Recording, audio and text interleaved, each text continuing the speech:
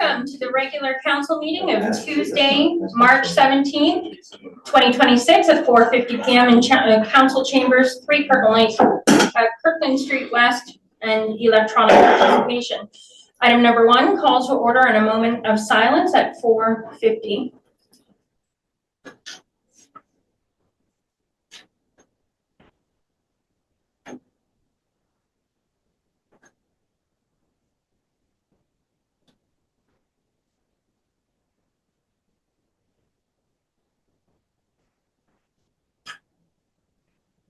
Thank you. Item number 2, be acknowledged that the town of Kirkland Lake is located on traditional and unceded territory of Indigenous peoples.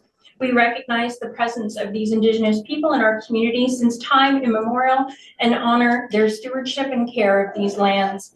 We hereby affirm our continued commitment and responsibility to reconciliation. Item number 3, approval of the agenda, moved by Councillor Dykens, seconded by Councillor Ranger. Be it resolved that the agenda for the regular meeting of council held on Tuesday, March 17th, 2026 be approved as circulated. All in favor? Opposed? Item carried unanimous. Item number 4, declaration of pecuniary interest. None noted at the table. Item number 5, civic petitions. There are none this evening. Item number 6, delegations and presentations. Again, there are none. Item number 7, approval and acceptance of minutes. Moved by Councillor Ranger and seconded by Councillor Shabba. Be it resolved that council approve the minutes of the following meeting, minutes of the regular meeting of council held March 3rd, 2026. All in favor? Opposed? None noted. Item carried unanimous. Local and regional board minutes moved by Councillor Kiley and seconded by Councillor Ranger. Be it resolved that council received the minutes of the following meeting, minutes of the District of Temiskaming Social Services Administration Board of Directors held January 21st, 2026. All in favor? Opposed? None noted. Item also carried unanimous. Item number 8, reports from municipal officers and staff. 8.1, 2025 annual and summary report for the Kirkland Lake drinking water system. Moved by Councillor Ranger, seconded by Councillor Rick Owen. Be it resolved that report number 2026-PW-002 entitled 2025 Annual and Summary Report for the Kirkland Lake Drinking Water System be received, and that council hereby accepts the 2025 Annual and Summary Report for the Kirkland Lake Drinking Water System as presented. And finally, that the 2025 Annual and Summary Report be published on the town's official website and that a copy be made available for public viewing at the Public Works Office at 1 Dunfield Road. Thank you. And this will be presented by Stefan Forte, Director of Public Works. And we're also going to welcome our visitors this evening, Patrick Roy Sr., Operations Manager, and Mr. Jeremy Galda, Safety, Process, and Compliance Manager, both of Aqua. Thank you for joining us this evening. Thank you for having us. I got your autograph, Patrick. Maybe after the council. Thank you, gentlemen. You may proceed. Well, good evening, Madam Mayor and council members. Before you this evening is the 2025 annual and summary report for the Kirkland Lake drinking water system.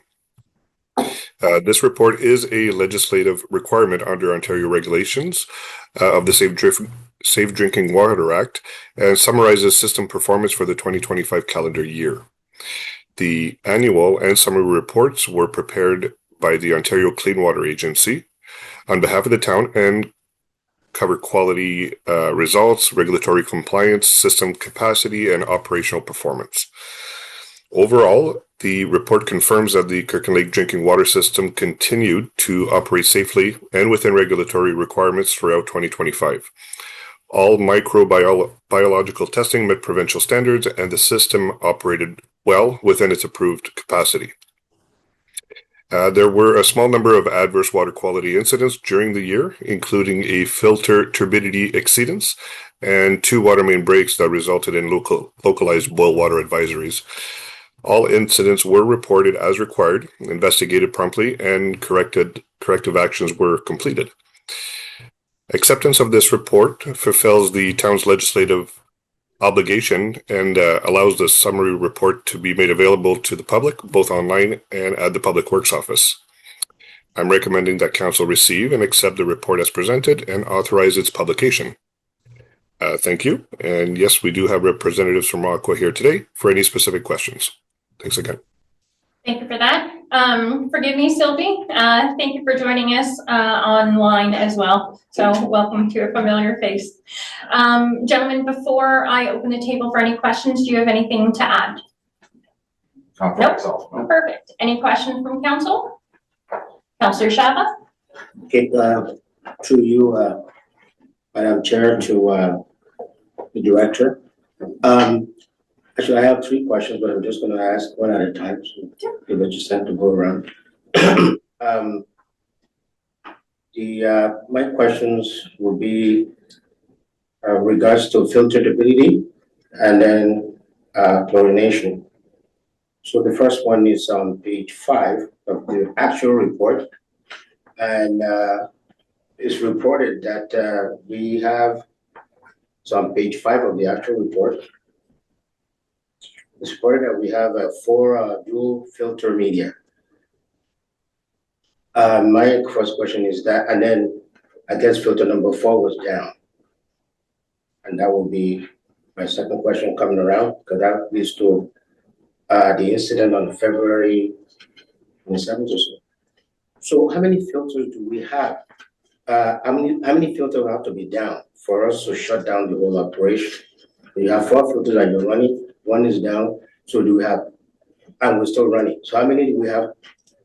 Do we really have to just have to go down before we shut down the operation? I know you're still running the operation, and the 1 was down, right?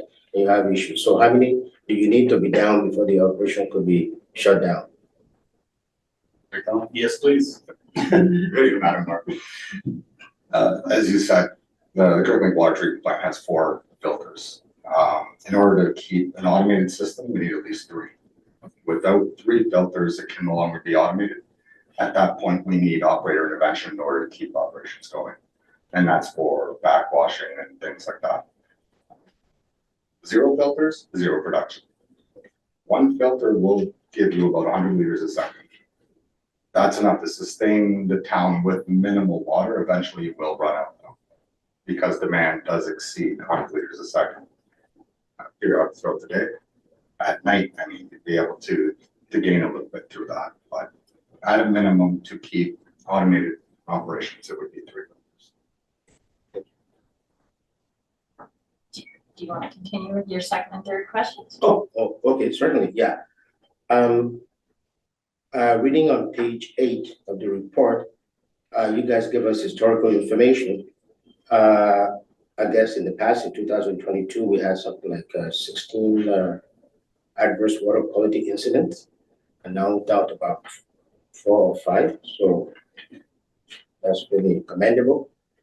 And going back to the filter itself, so filter number 4 was down, and then that filter was backwash, and some of the backwash water ended up in the clear well, about 900 cubic meters, I take it.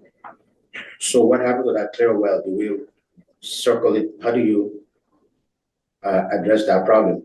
No, by law, a filter must be under 1 NTU.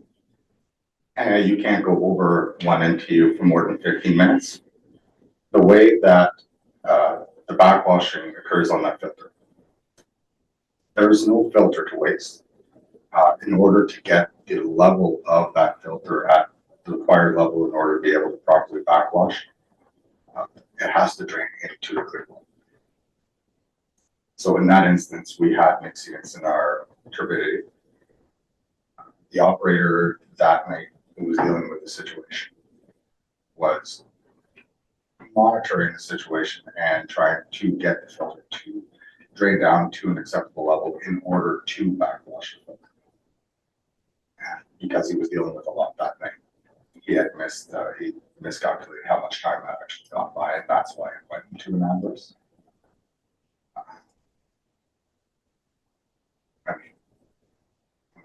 Well, just for a follow-up. Follow-up? Well, if you look at item number 5 on page where you report on the incidences, the first one, February 27, 2025, second paragraph, it did say that that filter, there was a backwash, stay 1.0 NTU, 28 minutes, and 900 liter into the clear well. My question is that, do you filter the clear well? That itself was the draining process, and that was the 28 minutes. Okay, my last question. Yep. Oh, I'm sorry. No, Sure, I got it. But it was not backwash water going into Clearwater. Clearwater. It was just the water from the filter going through the media into the Clearwater. So an automatic backwash, that's what's required. The operator would have had to then manually backwash that filter at that point, therefore pushing water through and skipping that. Thank you. My last question is on page 10 on chlorination. I try to understand this. And again, I must commend you guys for putting all this together in a very simple to understand language. But if you look at the table of free chlorine, residual free chlorine, the standard is 0.05, but the range that you guys are reporting are more than the standard. So I don't understand that. Because you see free chlorine, 0.55 to 2.90 milligrams per liter.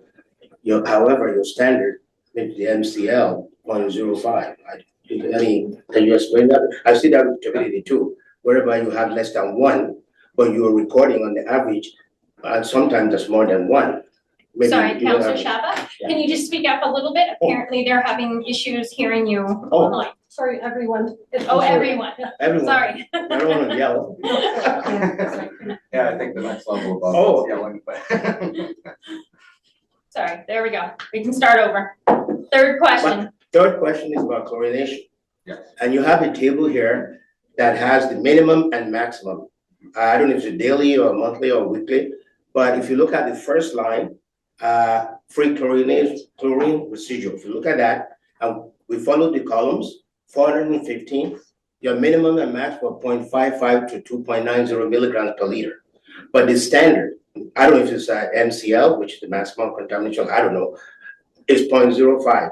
I see that with turbidity too, whereby you have, your standard is, less than the same thing as 1, but some of the readings were exceeding, one is actually 5.33. So can you take us through that? How do we reconcile those? I mean, am I reading it wrong?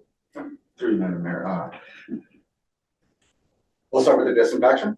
Okay, disinfectant, yes. So the chlorination, by law, we require a minimum of 0.05 milligrams per liter of free chlorine within the distribution system.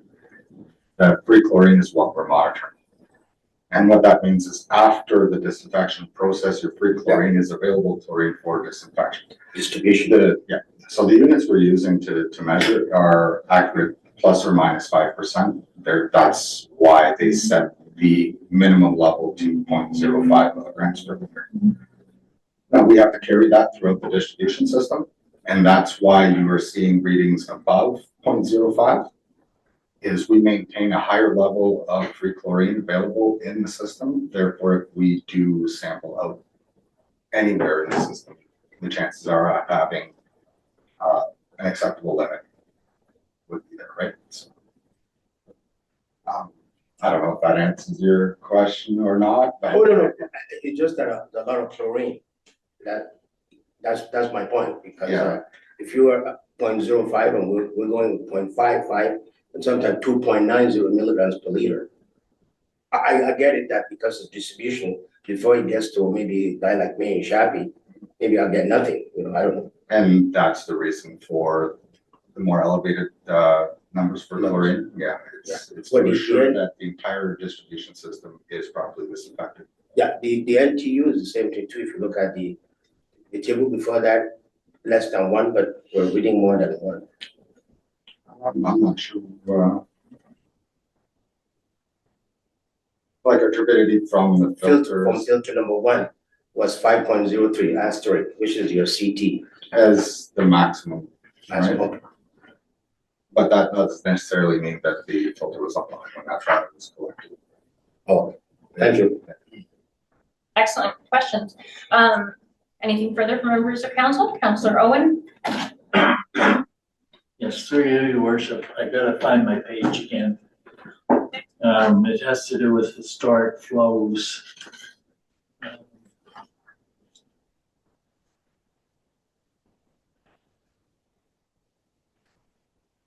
basically, the flow was high, then it went down to 10,000, whatever. And then more recently, it bumped back up. Okay, here we go. Or no. Do you have a page number? Looking, page 20. Okay, I think thank you. is- I'm just trying to make sure I'm on the right, yes. So it goes back to 2021 when it was 12,000 and 13,000. Then it went down to 10,000, right? Which is a good thing. In my opinion, I don't know. It seems like a good thing. We're treating less water. Then it jumps back up to 11,000 and then 11,900. Is that attributable to increased, shall we say, industrial activity, or is this still ongoing leakage, seepage, whatever we want to call it, water loss situation, or And you're talking about the monthly average, correct? what I'm talking about is 3.4 historic flow, table 17, Kirkland Lake wastewater plant flow comparison. Average day, average daily flow.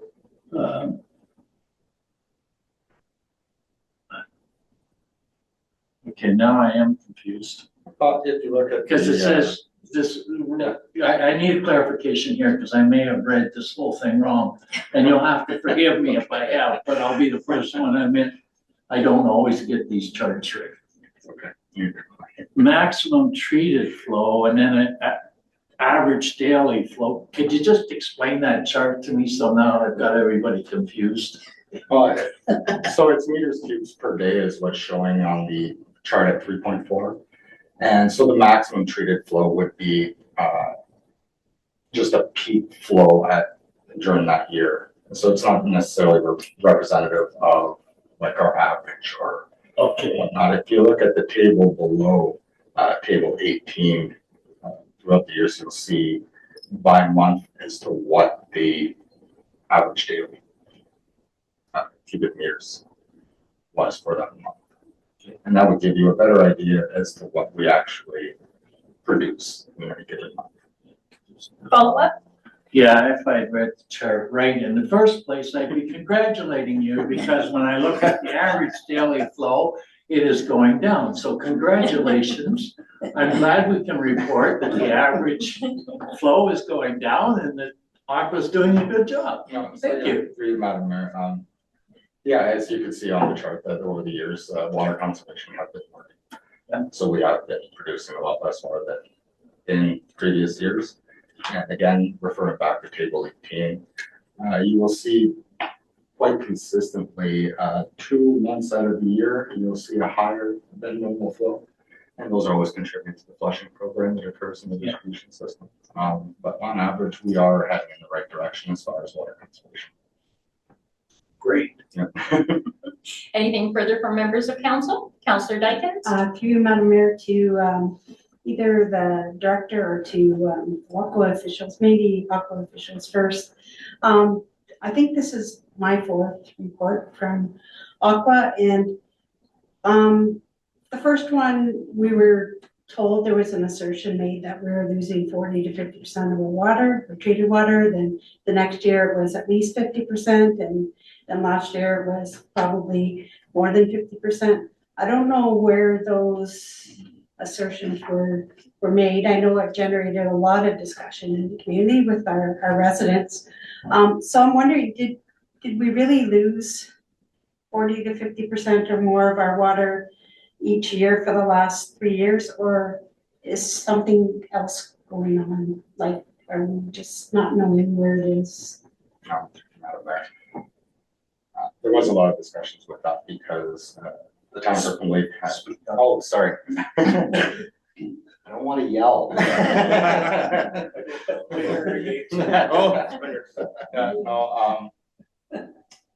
The bleeders in town was an area of concern for the longest time. So there was a lot of bleeders throughout the municipality running at 100%. So a 3/4 inch line at 100% is a lot of water loss.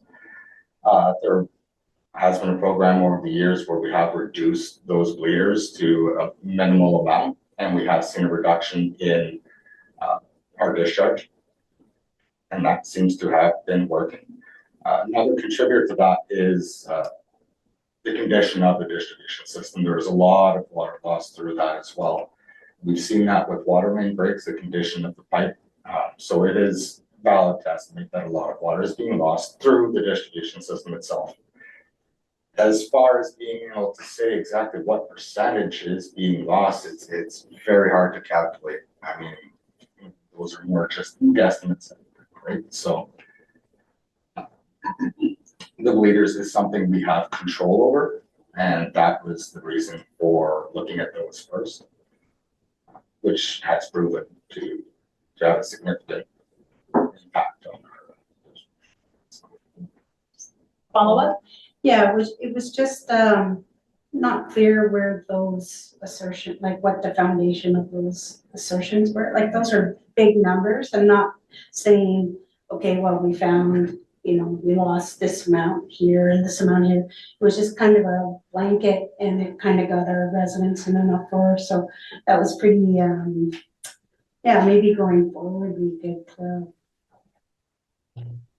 do something a little different, present it a little different. Like, we know for sure that we have a hole here and we lost 5% of our water, then we deal with it. But it was just kind of a blanket, yeah.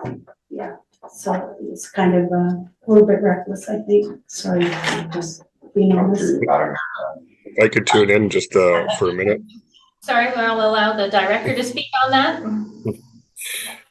The basic calculation where we came up with an approximation of how much water loss or water that we can't account for, it comes from a basic calculation of our population in Kirkland Lake. Based on our population, we should be consuming X amount of water, and we're finding that we're treating way more than those calculations. That said, with a community that is unmetered, every household is not metered. Our businesses are, and as discussed on previous reports, with the town having over 30 dead end bleeders, there is water loss, but it is water that has to go through these dead end bleeders so that we keep our chlorine residuals. And we did purchase a unit that we are going to be installing this year with hopes of reducing that water loss with our test pilot for that one bleeder. And if it's successful, if it drastically reduces the water loss, we'll be incorporating quite a few more. Thank you for that clarification. Follow up from Councillor Dykens, then Councillor Kylie. Madam Mayor, thank you, Director Fortin. I think for me, there's a big difference between water loss and water unaccounted for. And I know you're doing your best to track things down. But I just thought the last few years it was just, we lost this water and we didn't really know. I know you're working hard on it as well. So thank you. Thank you for that. Councillor Kylie? Through you, Your Worship, I still feel there's a lot of water that we're producing that's unaccounted for. And part of it, I'm a senior, so I can knock myself on this, but a lot of the seniors leave their taps running all winter. Not full blast, but a fair amount. I think the subject has come up prior to tonight in council, and we've tried to educate people to turn them off, basically. So I don't know if that's part of what the issue is. I think it's a part of the contributing factors for the unaccounted water. Just my own idea. Thank you for that. I'm just going to caution council that we're kind of pivoting away from the data presented to us this evening onto, not as separate because it is water related. However, that is a discussion that may be for ongoing for another night. Councillor Owen? I withdraw my hand. Sorry, sir. Councillor Shava? Yeah, through you, Your Worship. Well, around this table, we're all contemplating growth in future, and that growth will most likely entail municipal services like water. So my question is about, you got 22,500 cubic meters, which is your PPTW, is that permission to take water? 22,500 meter.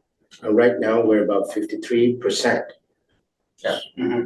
Of capacity, of that capacity. So is that 22,500 something that could be alter or change in future? Should we see a significant growth in the community? Because that's the capacity, is that the capacity of the plant, or I know you have the permission to take 22,500 cubic meters per day. But is that analogous to the capacity of the plant, or the plant can handle more? Max taking it over. Yeah. Pretty much. Our, like you said, like our permit to take water does limit us to 22,000 cubes a day. We're nowhere near that, so there wouldn't be any issue with any growth you might see in the future. Excellent question. Anything further from members of council? Nothing noted. All in favor? Opposed? None noted. Item carried unanimous. Thank you very much, everyone, for joining us. Thank you, Sylvie, online, and thank you, gentlemen, at the table. We do appreciate your time as always. This is, I think, both your first times with us. Patrick, were you here last time? In and out. In and out? Okay. So thank you for joining us this evening, and we do appreciate your time, and you do not have to stay for the remainder of the meeting if you do not wish to. It may be a long night for you if you're just sitting with us. Thank you so much. Thank you very much, everyone. Thank you, everyone. Hey, thank you. Thank you. Item number 8.2, 2026 corporate business plan, moved by Councillor Ranger, seconded by Councillor Kylie. Be it resolved that report number 2026-CAO-007 entitled 2026 Corporate Business Plan be received for information. Thank you, and this will be presented by CAO Alan Smith. Thank you, sir. You may proceed. Through you, Madam Mayor, to members of council. This report provides council with the 2026 Corporate Business Plan, a corporation-wide roadmap that translates the town's strategic plan priorities into the operational work administration intends to advance in 2026. The corporate business plan is built from the annual departmental business plans. It organizes initiatives and projects by the town's strategic priorities, with departmental level details captured in the appendix and attachments in the plan. The plan helps ensure municipal work is coordinated across departments, aligned to the 2024-2026 corporate strategic plan, and responsive to emerging community needs throughout the year. The plan supports the town's budget process by clarifying priorities and planned work for 2026, helping align resources to the initiatives council has identified as important this year. Administration will monitor progress and complete an annual review of the plan, adjusting priorities as needed to address challenges and opportunities while staying aligned with council's strategic direction. In summary, the 2026 Corporate Business Plan provides the operational roadmap to deliver on council's strategic priorities. Administration will report and adjust as needed throughout the regular monitoring and annual review. Just prior to closing, I'd like to thank the directors for completing all the departmental business plans and recognize the strategic initiatives and workplace coordinator for putting this plan together. If council has a question on a particular department's plan, I would ask the director responsible to come forward. Thank you. Thank you. Any questions or comments from members of council? Nothing noted. I do want to commend staff who worked on this business plan. We do appreciate it. I think the format is very clear. I think members of the public will really appreciate, especially the large percentage of budget that is included. I think it matters to the members of the public where we're spending our money, and it's just such a large icon in the report, and it really grabs your attention. And at times, members of the community may get lost in our reports because they are lengthy at times, but doing graphics like this, it grabs your attention. It makes it easy to understand and easy to connect from budget to actual planning. So we do appreciate everything. Other than that, nothing further. All in favor? Opposed? Item carried. No opposed. Item carried unanimous. Moving on, item number 8.3, proposed GPS/AVL electronic monitoring policy, moved by Councillor Shaba, seconded by Councillor Rick Owen.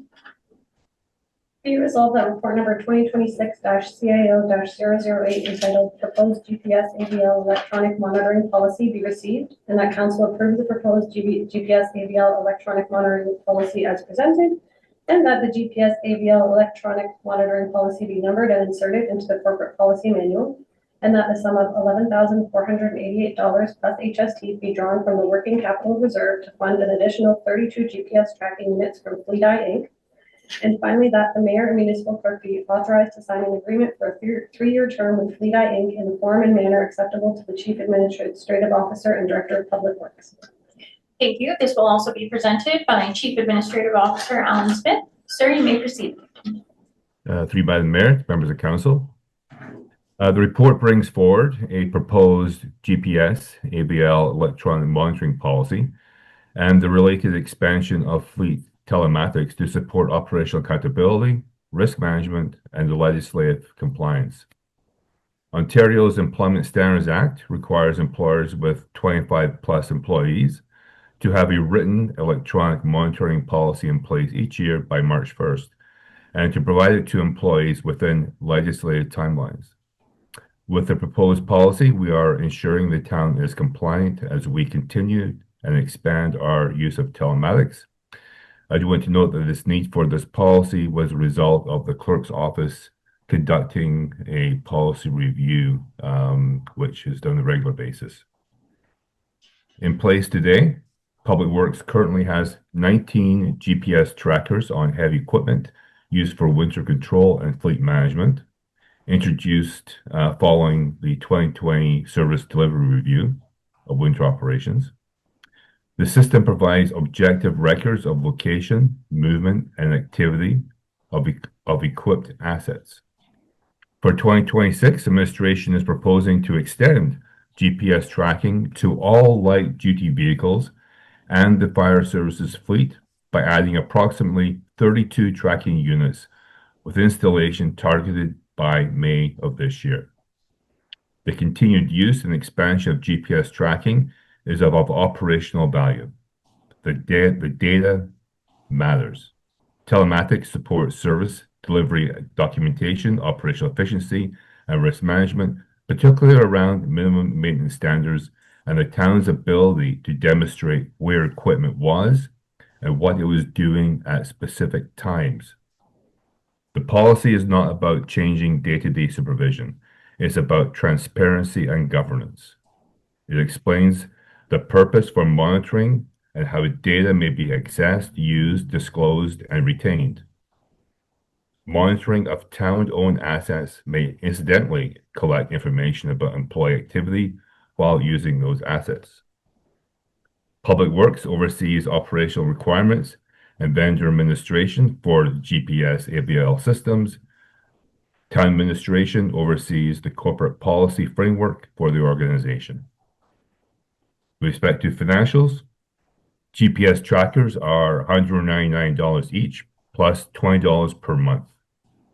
The incremental 2026 cost for 32 units is estimated at $11,488, assuming activation late April through December.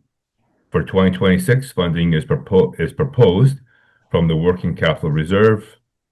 Ongoing costs would be addressed in future operating budgets of the Public Works Department. With council's approval today, administration will finalize policy rollout to employees within required timelines and proceed with the 3-year Fleet Eye agreement for the 32 GPS units, and installation of them will then take place by the end of April. That concludes the report, and answer any questions council may have. Thank you, sir. Anything from members of council? Councillor Owen? Yes, through you, your worship. I know it said all white vehicles, but I just want to confirm that also includes recreation vehicles, recreation department vehicles. Through Madam Mayor to the council, yes, it does. Follow up? Yes. I, over my years on council, have received a number of complaints about town vehicles being perhaps where they should not be. In this, with GPS, if a person has a concern about a town vehicle being somewhere where the resident suspects it's not doing town business, what is the resident's options in reporting that? Through Madam Mayor to Councillor. So when we use a GPS tracking, we're not tracking the employee, we're tracking the asset, right? And all the information is then provided to Fleet Eye, provides it to us. Maybe Stefan, Director of Public Works, can maybe finish answering the question about the requirements to bring forth the information.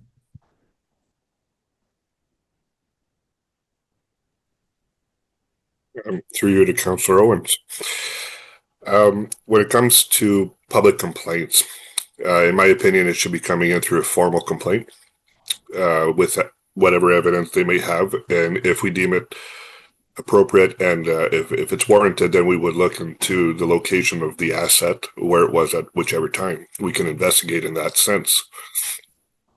But I would recommend doing so in a formal fashion.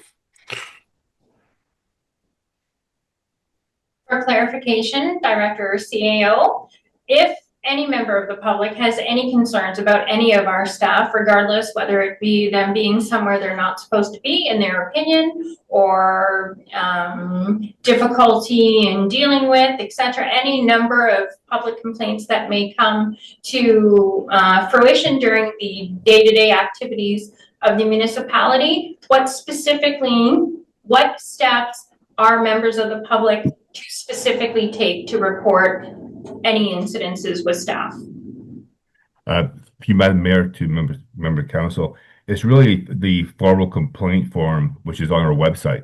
That's the normal process that one would go through. Thank you. Thank you very much. And thank you very much for that stated fact. Any questions about the report moving forward? Nothing further noted from staff. All in favor? Opposed? None noted. Item carried unanimous. Thank you very much. Moving on. Item number 8.4, Town Sponsorship Request, KL Curling Club Grant Application to the Frog's Breath Foundation. Moved by Councillor Dykens, seconded by Councillor Rick Owen. Be it resolved that report number 2026-4-005 entitled Town Sponsorship Request, Kirkland Lake Curling Club Grant Application to the Frog's Breath Foundation be received, and that council approve the request from the Kirkland Lake Curling Club, KLCC, for the corporation of the town of Kirkland Lake to sponsor an application to the Frog's Breath Foundation, FBF, for a grant in the sum of $8,000 to support their chiller replacement project, and that the mayor and municipal clerk be authorized to execute the sponsorship agreement with the KLCC as presented. And finally, that council authorize the treasurer to receive any funds granted by FBF and to forward a donation of the same value to KLCC. Thank you, and this report will be presented by Sean Leclerc, Director of Corporate Services. Welcome, sir. Thank you, Madam Mayor, Council. Yes, so the Kirkland Lake Curling Club has come forward and asked for sponsorship for an application to the Frog's Breath Foundation. They submitted a letter of request to the town and an application, Frog's Breath application, which was in attachment 1. for $8,000 grant to help with the purchase of a new chiller, total cost of approximately $110,000.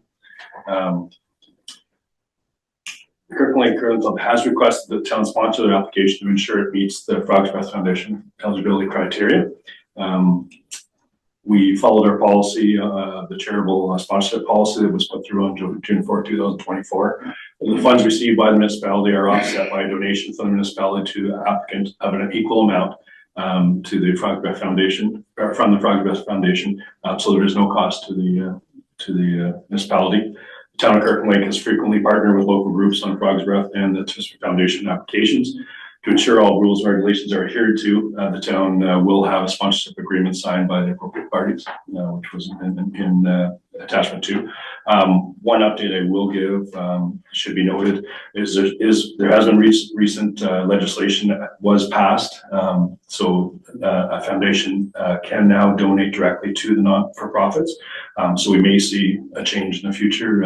They will have to change their policies and forms and that kind of thing. So you might see that in the future. So. Forward. So administration does recommend council approve the request for the Kirkland Lake Curling Club. So the sponsor for the $8,000 grant and the treasurer to direct any funds received by the town and be forwarded to as a donation to the same value to the Kirkland Lake Curling Club. Any questions? Thank you. Any questions or comments from members of council? Councilor Kylie? Through you, your worship, just for curiosity, what is a chiller replacement? Is it some piece of equipment? Yes. Through your, I honestly don't know exactly what it is, Okay. but yes, it's a piece of equipment that's required to keep the plant going and that kind of thing. So Okay, I think it said in there it was 25 years old and that's the end of life for it. So it needs to be updated. each replacement. Anything further from members of council? Nothing further? All in favor? Opposed? None noted. Item carried unanimous. Item number 8.5, proposed housekeeping to open air outdoor burning bylaw, moved by Councillor Rick Owen and seconded by Councillor Kylie. Be it resolved that report number 2026-FES-001 entitled Proposed Housekeeping to Open Air Outdoor Burning Bylaw be received, and that council approve the proposed changes to the open air burning bylaw as presented. And finally, that the proposed open air burning bylaw as presented be brought forward for 3 readings on March 17th, 2026, in accordance with subsection 2.2 I.B of the town's notice policy. Thank you, and this will be presented by Emergency Services and Fire Chief Earl Gregg. Thank you very much for joining us this evening. Good evening, Madam Mayor, Council. So we're bringing this bylaw back to council, and we're looking to update the 1998 burn bylaw. The bylaw is very outdated and antiquated. It doesn't meet the current legislative requirements. The referencing has been changed probably 2 times since the original document. So we're looking to update the not only the legislative, but the operational practices of the fire department, and enforcement tools to enable us if somebody is burning without a proper permit and they're not burning properly. Burning is regulated under the Ontario Fire Code, and the chief fire official has the ability to approve or deny burning. And we'd rather have people do it as safe as possible and just set some key points out to, we would love to have you enjoy the backyard and in our summer season, and that we just want you to do it safely. That's really our biggest concern. And by doing the permitting, it's going to cut down on false alarms. As we know, fire trucks are expensive, staff is expensive, calling volunteers in. So when we get a call for a fire, unfortunately, we do hit the panic button and we have everybody coming. So it just creates that possibility of something happening that is no need of. We just like to have it, that this bylaw is in place, people follow a couple simple rules, and everybody has a great, happy summer with no issues. With that, we've laid out in the appendix the fine permitting and the penalty fees through the Ontario government.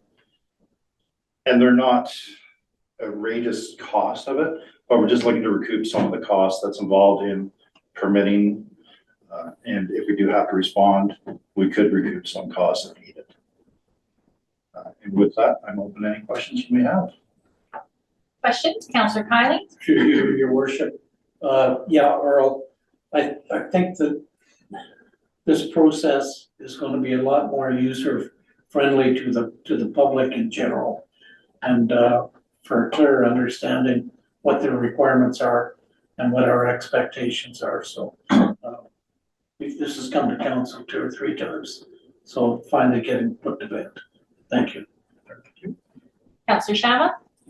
To you, the worship, the chief. I'm not really opposed to this, but if someone has an approved fire pit in the backyard, you guys been there to check it out to make sure everything is okay. Why do they have to apply for a permit every time? The reason being that, fire burning is not like planning for a wedding. It's very spontaneous. Kids come home, oh, what do you want to do? Let's do something. It's just a spur of the moment. And it could be weekends too. So, which means that you have to rush to get a permit before they do that. Is that what it is trying to address? Well, I'm trying to understand it. I know why you're doing it. I know we want to control things. We don't want things to get out of hand and all. I get that. But if someone has a approved fire pit, which you guys been to check it out and all of that stuff, I really don't know why we should not give them a break. I don't know. That's my opinion.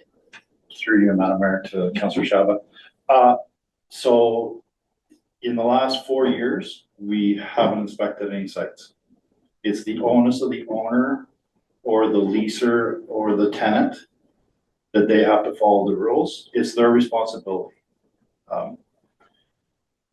If we go to take a picture, and they used to in the past, take a picture of your fireplace to see what's going on, to make sure it had the right distances. But the fact is, it's still on the onus of the end user to ensure that they're following the proper legislation and requirements. You'll notice in here, for example, last year we had 5 call outs. So we sent a fire truck, 3 full-time staff members, and 16 volunteers to each one of these calls for somebody because they were burning because it was too windy. And it's not that we're trying to be so prescriptive in what we're asking people to do. We're just trying to make it more common sense. So that's why we had to write in a maximum wind speed, and that for people to be safer. And with the cost of it, the fees, the permitting is good for 1 year. So it's calendar year. It's not that they have to, Friday night I want to have a fire, town hall's closed, can't get a permit. You can come, once this is passed, to town hall, get the permit, pay the $15 fee, and you're good till December 31st for that. Once the town is looking at upgrading our website, and eventually we're hoping to do digital currency on the website. So at Friday night and everything's closed, you can just go online and buy your fee. So we're trying to make it most usable for the end user. And that's really what the whole goal is. Follow-up? Yes, please, to you, your worship. So I get the $15, but some of the people that I spoke to, they look at that as a money grab. I can see if the fire department, personnel from fire department will show up once in a while to check out how things are. Okay, you pay $15 permit. Okay, we're gonna randomly just show up. But I think that $15 to me, the way I see that, I could be wrong, is for administrative purposes. So I don't think you guys plan to check in on any of these people that have permits, or do you?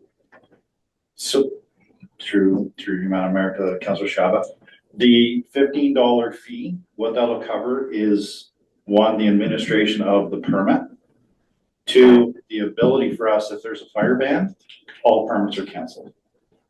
So we have to have some staff member be able to cancel all those permits. And we roughly do 200 permits a year. So we're not talking a huge volume, but it still takes some time. And that's why the fee's so low. A lot of municipalities, 20, 30, like as high up as $50. And so we're asking for a $15 fee, which I think we shouldn't have a problem to cover it. And that because it is mostly administrative cost. Councillor Ranger? Through you, Madam Mayor, to our chief, I have a tagline for you. Don't burn until you learn. That should be this before they do their online training. Write that one down. Nice, nice. Councillor Cowley? Through you, your worship. That $15 fee is quite reasonable, in my opinion.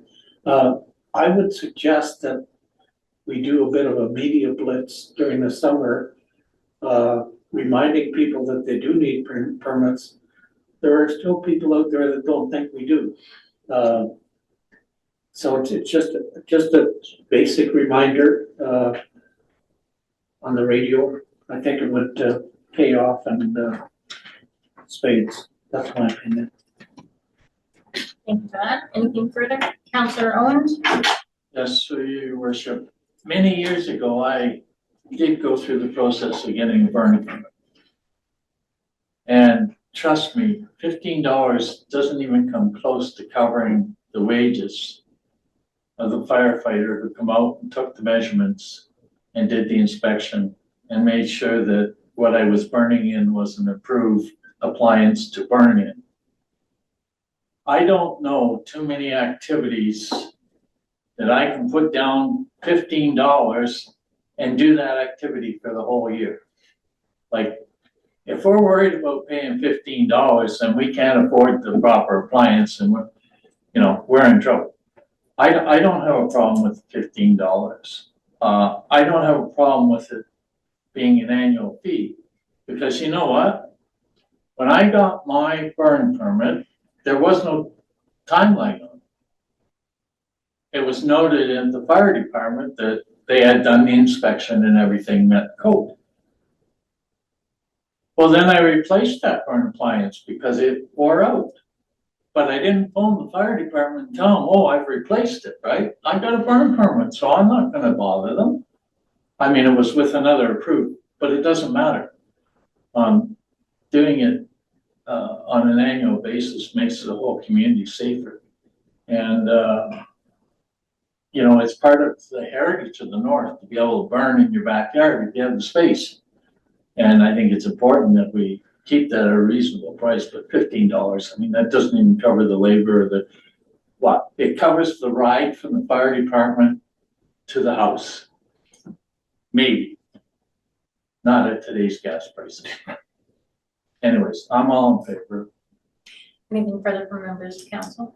Nothing noted, all in favor? Opposed? Item carried. Item number 8.6, Municipal Housing Infrastructure Program Health and Safety Water Stream Funding Announcement, moved by Councillor Ranger, seconded by Councillor Rick Owen. Be resolved that report number 2026-PW-003 entitled Municipal Housing Infrastructure Program Health and Safety Water Stream Funding Announcement be received, and that council approves the transfer payment agreement between the corporation of the town of Kirkland Lake and His Majesty the King and Right of Ontario as represented by the Minister of Infrastructure under the Municipal Housing Infrastructure Program Health and Safety Water Stream for a maximum provincial contribution of $1,633,375 to fund the 2026 portion of the town's project of reconstruction and expansion of the Allen Avenue Storm Sewer System and replacement of the Rand Creek Culvert Crossing at Earl Street, and that council reconfirms the town's commitment to fund the municipal share of eligible project costs in accordance with the 3-year capital budget as presented, amended, and assumed in 2026 in relation to this funding stream and this transfer payment agreement, And finally, that council authorizes the mayor and clerk to execute the transfer payment agreement and all documents necessary to give effect to the agreement. Thank you. And this report will be delivered by Stefan Forte, Director of Public Works. Welcome back, sir. Madam Mayor and council members, this report is before council to formally approve the transfer payment agreement under the Municipal Housing Infrastructure Program, Health and Safety Water Stream. In November of last year, the town was advised that our funding application was successful. The province has now issued the formal agreement, and council approval is required before the town can proceed. The agreement provides up to 1.63 million in provincial funding, covering 73% of eligible project costs towards the reconstruction and expansion of Allen Avenue stormwater system and the replacement of the Rand Creek culverts at Earl Street. These works address known flooding and capacity issues. It'll improve long-term system reliability and support public safety and climate resilience in surrounding residential areas. The project will be delivered over multiple years, with design and tendering in 2026, and construction is anticipated over 2 years, 2027 and 2028, consistent with the timeline set out in the agreement. The municipal share of the project is already reflected in the town's capital planning, and approval of this agreement does not create any new operating budget impacts. Administration has recommended approval so that the town can secure the funding and move forward with the detailed design, procurement, and construction in accordance with the provincial requirements. Thank you, and I'm happy to answer any questions. Any questions or comments from members of council? Nothing noted. All in favor? Opposed? None noted. Item carried unanimous. Item number 8.7, annual 2025 annual accessibility status report, moved by Councillor Ranger, seconded by Councillor Kylie. Be it resolved that report number 2026-ADM-005 entitled 2025 Annual Accessibility Status Report be received for information. Thank you. And this report will be delivered by Municipal Clerk Jennifer Montroy. Welcome. Thank you, Madam Mayor. Through you, good evening, members of council. The 2025 Annual Accessibility Status Report provides an update on the town's progress in improving accessibility and meeting the requirements of the Accessibility for Ontarians with Disabilities Act, or also known as the AODA. This year's report also reflects our new collaboration with Tech Centennial Public Library, following the Memorandum of Understanding approved in 2025, which now integrates the library into the town's accessibility planning and reporting. The town continues to work to prevent and remove barriers across municipal services, facilities, communications, and programs. A new 2026-2030 multi-year accessibility plan is currently being finalized and will be presented to council later in the upcoming meetings, actually. Highlights from the 2025 report include built environment improvements, retrofitted the former pool area at the Joe Mavernack Community Complex to create an accessible multi-use space, installed audible pedestrian signals and intersections including Station Road and Government Road and Tweedsmuir Road and Government Road, upgraded municipal facilities with accessible flooring, lighting, and washrooms. Planning is underway for additional infrastructure, including new crosswalk systems and accessible parking spaces. Communications and information accessibility, launched a KL alert via the Voyant alert system to communicate service disruption in accessible formats. Continued improvements to accessible documents on the town's website. The library worked on designing a new accessible friendly website, which launched in January 2026, along with enhanced signage and large print collections. Technology and digital accessibility, preparing to transition to a new website here at the town with improved accessibility features, including screen reader capability, adjustable fonts, enhanced mobile access. Committee and council meeting records are managed through the same agenda management software with accessibility features now. Open council meetings continue to be recorded and broadcast online to improve public accessibility. Programs and workplace accessibility. Annual accessibility training continues for the town and the library staff. Mental health supports and workplace accommodation programs remain in place. And new accessible programs including sensory-friendly swim sessions and improved transportation access for residents of Tech Pioneer residents. Overall, the report demonstrates the town's ongoing commitment to creating an inclusive and accessible community through infrastructure upgrades, accessible communications, staff training, and accessible public programs. The report is provided to council for information and will be posted publicly on the town and library's websites. And this concludes the summary of my report, Madam Mayor. We are happy to call upon the respective directors should council have any questions regarding the 2025 deliverables. Thank you. Any questions or comments from council? Nothing noted. All in favor? Opposed? None noted. Item carried unanimous. Thank you. Item number 10 is members' motions. At this point, I will ask Acting Mayor Lad Shava to take the chair. Okay. Sorry. I'm good. Thank you, kind sir.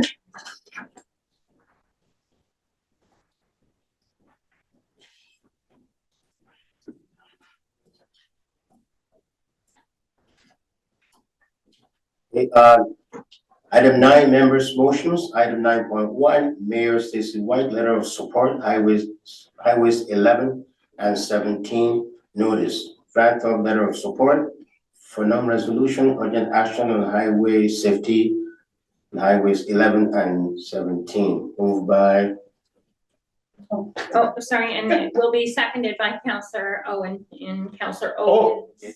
seconded by. Absence. Thank you for that. Can you read the?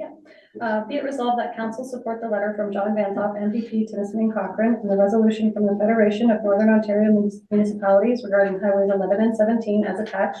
And finally, that a copy of this motion be circulated to the Prime Minister of Canada, the Premier of Ontario, Canada and Ontario Ministers of Transportation, Member of Parliament for Kapuskasing, Timmins, Mushkegowuk, members of Provincial Parliament for Tiniskaming Cochrane, Mushkegowuk, James Bay, and Kiwitinu, the Federation of Northern Ontario Municipalities, FNOM, the Association of Municipalities of Ontario, AMO, and to all municipalities within the District of Tiniskaming and the Municipality of Tamaki. Thank you. Mayor, can you speak to the motion, please? Thank you, Acting Chair.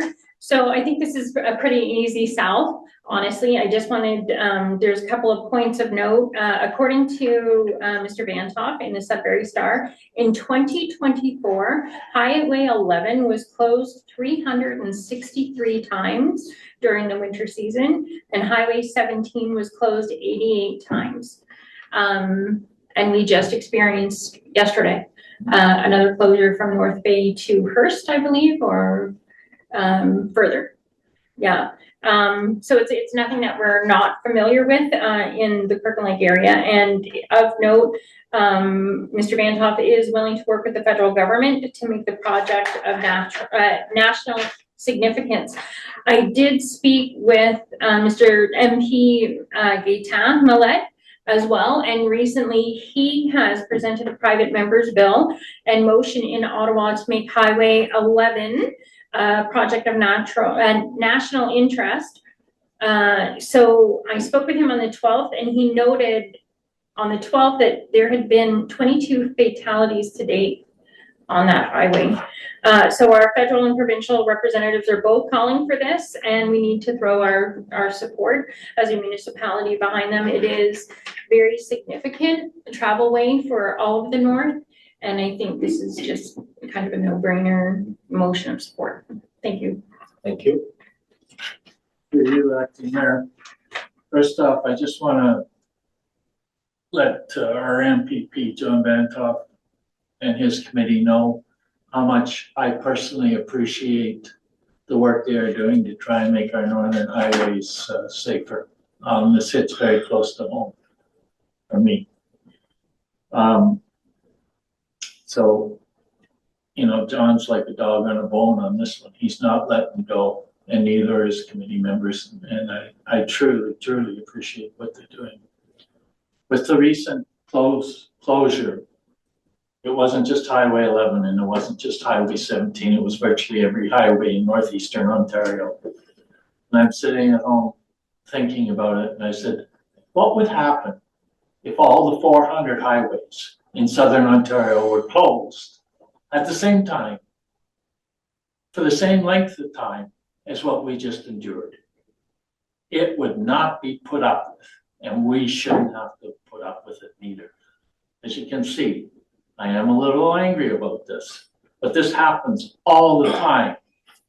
And Queens Park doesn't give a care. And I had to be careful with my language there. But I am tired. You know, two of my grandchildren are still traumatized by being in a fatal accident a year ago Christmas. But Queens Park doesn't deal with those kids. They don't see that. I totaled a vehicle going to hockey. And it was road conditions. That same day that I did that, another person from Kirkland Lake was killed around Tuolumne. Something has to be done, and it has to be done very quickly. You know, at least get the legislation, get the money in place, and then do the roads section by section. 2+1, how long have we been hearing about it? The province put money aside for that. And yeah, there was supposed to be some experimental sections to see if it actually worked. Where are they? They're not here. You know, on the one occasion when I had to go to Sudbury for health, the one highway was closed. I couldn't go the normal route. In Southern Ontario, you have options. You have other highways. You have other roadways. In the north, we don't. And I'm gonna shut up now before council throws me out, but this is definitely needs to be worked on, and it needs it now. Thank you very much. I can't throw you out, but Mayor can. Councilor, thank you. Acting Chair, I don't want to prolong this. I support this, of course. But something interesting happened after work today. I went out to Highway 11 and was going south and going north for about 7 kilometers. So there was a snowplow and a police car with flashing lights and another truck. And so if that police car wasn't there, I've seen it thousands of times, the trucks just go flying by the snowplow and create havoc. They weren't allowed to do that because the police officer or the police car was there. So for 7 kilometers, there were trucks just slowly going north, and they were patient, and they were, we don't see patience a lot with truck drivers in the north. But I was glad to see that the police were part of that, to make it safe, Anybody else? Oh, I just want to add that just recently completed another Ontario symposium, the mining showcase of the PDAC. A lot of municipal politicians that were there, they were extremely disappointed because, I mean, first of all, that showcase is becoming very, very political, if you ask me, as a business person. But they were so excited that the ministers were coming, the premier will be there, a big announcement. Nobody will say what the nature of the announcement will be. And all of a sudden the announcement came down. It was about the funding for the roads, the Ring of Fire. And a lot of the northern mayors that I was, because they have to pass through mine, they were very, very livid. They were nothing about Highway 11, nothing about Highway 17. And the question they were asking, well, how do you figure that people will get to that Ring of Fire road? If, you know, how do they get there? But they have to get there either through Highway 11 or 17. But there was zero funding announcement for that. So a lot of people outside this room here, municipal politicians, your colleagues around, they share that frustration that we're not getting anywhere. That message is not going through. Even the surprise thing about this is that some of the politicians, some of our ministers that actually live here, you don't have to tell them what we're going through. They live through it, and they're not getting through to their colleagues. So I'm going to support this motion here. All in favor of the motion? Anybody opposed? None. Thank you.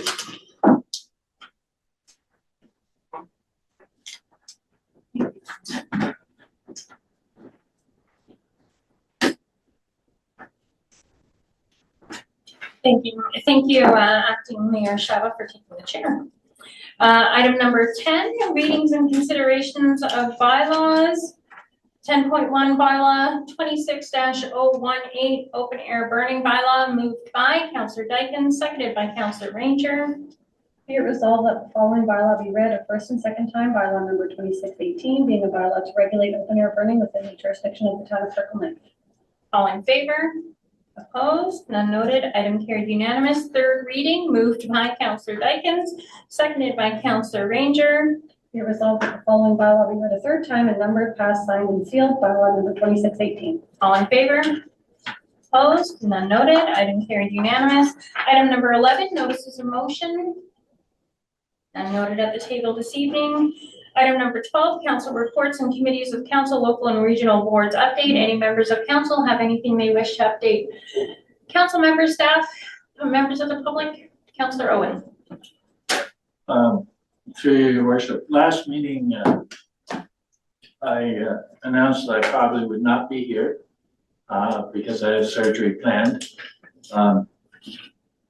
Due to some scheduling conflicts, my surgery has been delayed. So that's why I'm here tonight. I didn't lie to the public.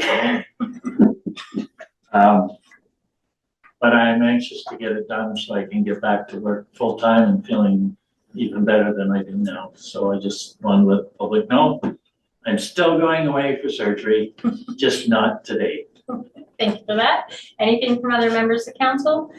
Just quickly for myself, during PDAC, I was invited to attend the Amethyst reception for Speaker Donna Scally and at the legislature. And so in true Kirkland Lake fashion, I headed down with very short notice to be there in person. It is an honor for Kirkland Lake to be invited specifically to these events. There has been times in the past that we have not been. And so we've fought as a council really hard to be represented in these rooms. It was a reception to honor and mark the global importance of mining, and of course, Kirkland Lake being one of the most prolific mining camps in Canadian history at one time. Of course, we should have had representation in that room, so it was my pleasure to represent Kirkland Lake. I was an early bird as per normal, and so I was one of 5 people in the room when the speaker came in, and she's, introducing herself, and she says, hello, and I said, yes, you are, because I'm that awkward. So it definitely left an impression because I am awkward and strange when I'm left to my own devices when there's only 5 people in the room. So, but you know what? We keep getting invited. So cheers to that. Speaking about which, we have an upcoming invite by the Minister of Finance, and I will be speaking more upon that at next meeting. The only thing else that I want to note is I did get a little late invitation and request from Blanche River Health to wear blue on March 20th as part of their Let's Get to the Bottom of It campaign to support colorectal cancer awareness, holy macaroni, and to help fund the life-saving colonoscopy equipment at Blanche River Health. So we encourage all members, when you can, donate. They are asking for a donation of $10 if you can, and to wear blue to spread the word and share the posts on Facebook. If you cannot do anything else, speaking about it really does help. It is, early detection really matters. So hopefully getting this equipment can be expedited by our little donations. Even $10 makes a difference, honestly and truly. Other than that, anything further from members of council? Did I allow you to read the? No. Sometimes I don't. Be resolved that the verbal updates from members of council be received. Moved by Councillor Ranger, seconded by Councillor Kylie. All in favor? Opposed? None noted. Item carried unanimous. Thank you. Item number 13, proclamations and recognitions. There are none. Additional information and mayor's provincial policy matters. Moved by Councillor Shava, seconded by Councillor Ranger. Be it resolved that council sanction the projection of commemorative lighting to honor World Tuberculosis Day, March 24th, 2026, as requested by Northeastern Public Health. All in favor? Opposed? None noted. Item carried unanimous. Item number 15, closed session. There is none this evening. Therefore, there is no number 16, recommendation for matters have been closed. Item number 17, notices of reconsideration. Does any member at this table wish to have any matter discussed, decided upon this evening, reconsidered? Nothing noted. Item number 18, confirmation bylaw, moved by Councillor Dykens, seconded by Councillor Rick Owen. Be it resolved that the following bylaw be read the first, second, and third time and numbered, passed, signed, and sealed. Bylaw number 2619, being a bylaw to confirm the proceedings of council at meeting held Tuesday, March 17th, 2026. All in favor? Opposed? None noted. Item carried unanimous. Item number 19, adjournment. I move this meeting to be adjourned, seconded by Councillor Rick Owen. Thank you, one and all.